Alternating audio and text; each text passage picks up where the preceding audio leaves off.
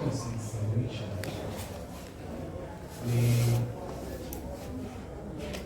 we will draw to the court's attention the relevant provisions of the law.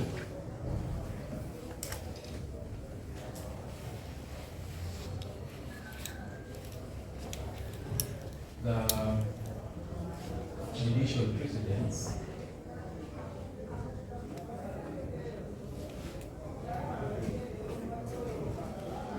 and any other issue that who help the court in passing the most appropriate sentencing.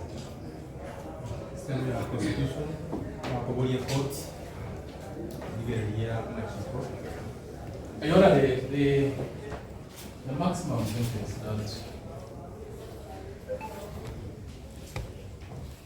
this offense that the three accused persons are charged with under section 234 Penal Code is the maximum sentence of life imprisonment. And about the one, I guess you will not know it. We will say, I was in America. We are very chico. We will get a yoke of it.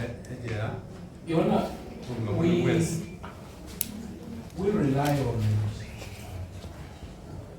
the Judicial Criminal Procedure Bench Book, which in itself makes reference to the Judiciary Sentencing Policy Guidelines of 2016.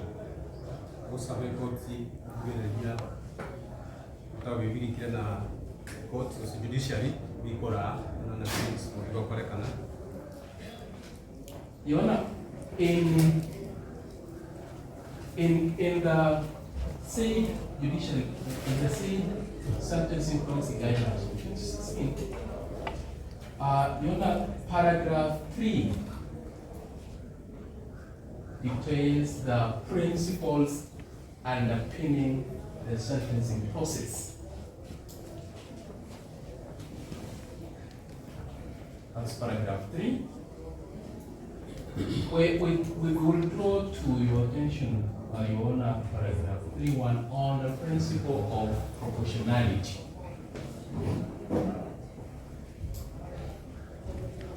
So that, Your Honor, you pass a sentence that will be commensurate to the offending behavior of the three accused persons.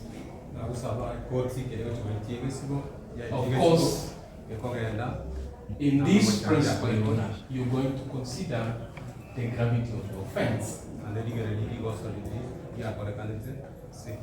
The injury that was sustained, that is mean. This child will never see for the rest of his life. It is grounded on the principle of getting the concept of I just deserved.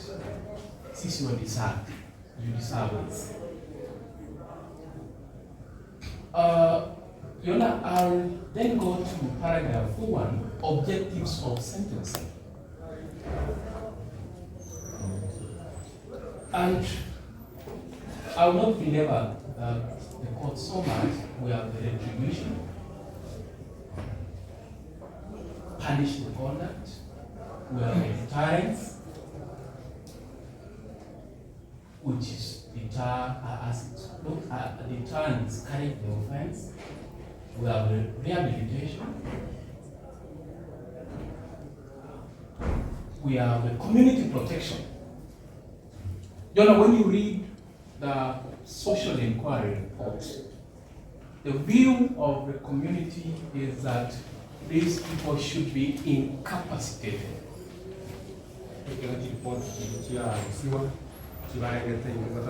And lastly is the denunciation. abantu b'Kenyoro barakweba pass a sentence, Your Honor, that will communicate the condemnation of their criminal conduct, the heinous nature of the offense that was committed. Pass a message to the community back there that if you do this kind of, if your conduct is this way, this is what the court will punish you.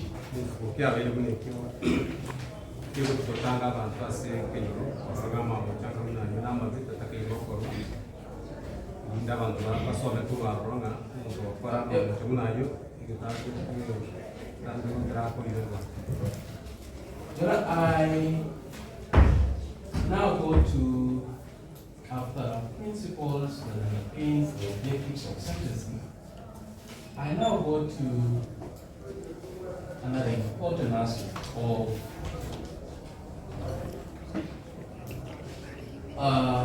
the aggravating and mitigating circumstances. Now, I'll take you to paragraph 23.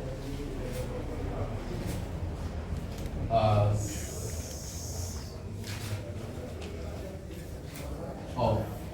the sentencing policy that I have alluded to, and paragraph 23(7) lists a number of aggravating circumstances that warrants the court to impose a stiffer penalty. So the presence of those aggravating circumstances inclines the court to pass a more stiffer sentence. And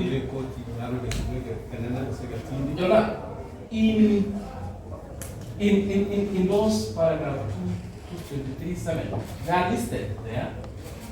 I think you will go check on them. The kind of weapon used. 23(7)(1), the serious physical and psychological effects on the victim. How did its conduct affect this victim? Including also the sister to the victim who testified, because the law classifies a victim as also the witness who testified in a case. That's the case of Chantel. How did it affect that witness who was at the scene, watching the going out of the guys of a young 4-year-old? I think that is an impact that they're going to live with for the rest of their lives. So you want to wish that you consider that. So another factor is this offense targeted a vulnerable group. This is a 4-year-old helpless child.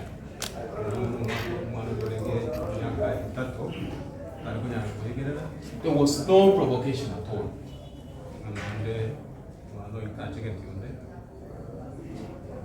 And Your Honor, these persons who are family members abused their position of authority and trust. They were supposed to be the caregivers. They were supposed to guide the young baby Sagini. But they turned out to be their key tormentors. They are key tormentors. And that is a fact that you're going to consider in the sentencing. But I will not, there are also the mitigating circumstances in paragraph 23(8), which includes maybe there was a provocation. I wish to say, Your Honor, that maybe the only mitigating circumstance in this case is as against the third accused, I don't want to be too harsh, maybe because of her age. So, but when you now hit a balance, the aggravating and the mitigating, it will tilt as against the mitigating circumstances. So, Your Honor, I would like you to refer you to two cases.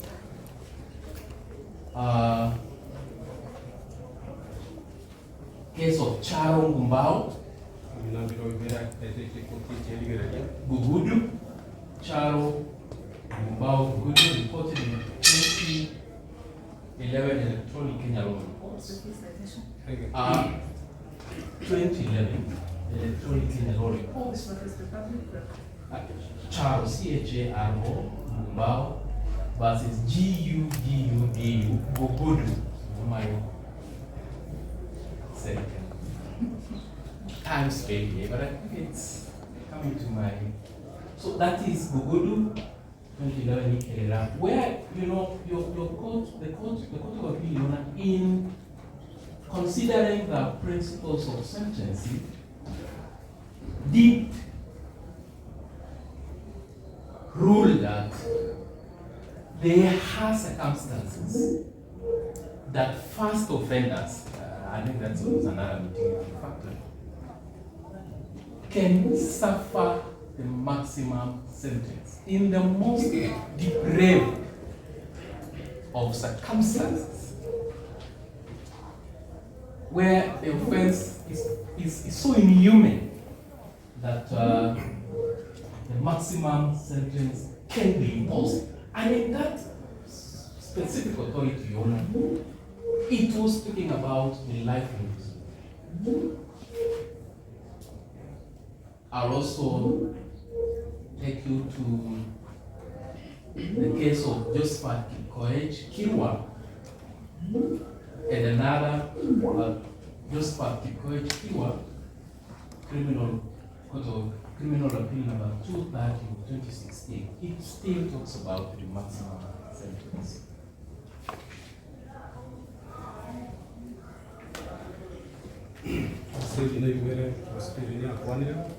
Lastly, Your Honor,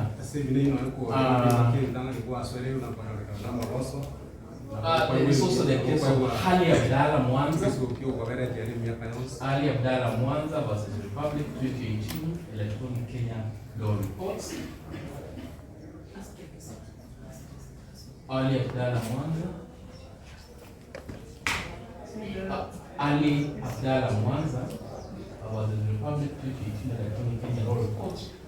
That was considering a sentence of 40 years, whether it was manifestly excessive in the circumstances. So, Your Honor, I would lastly, or at the tail end, maybe for purposes of helping the court, there is the emerging jurisprudence on the issue of definite or determinate sentences. I think the issue of the life imprisonment being unconstitutional, a contemporary discourse in criminal law. And I'll draw your attention, Your Honor, to the latest Court of Appeal decision in Julius Kitsao Manyeso. That I know it's a subject of, it has spread a lot of controversy, that the life imprisonment is unconstitutional. Julius Kitsao Manyeso, Criminal Appeal number 12 of 2021. Whether you're going to pass a particular sentence or you're going to go the whole hog and say you deserve life imprisonment, which is the maximum sentence. Considering also, Your Honor, that the first accused is 27 years The second accused is 51. The third accused is 80. You know, the average age, men live, World Health Organization says men live for 64 to 5 years. Women live 68. So that's the average. So if you're 40, the average possibly another. So that is a consideration also. And I think it's a matter of good. So lastly, I will submit, Your Honor, that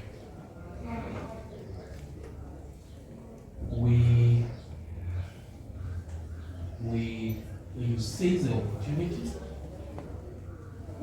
consider all the circumstances, and pass a sentence that will take into consideration all the circumstances in this particular case, and we pray for a deterrence. Consider also the reports that have been filed,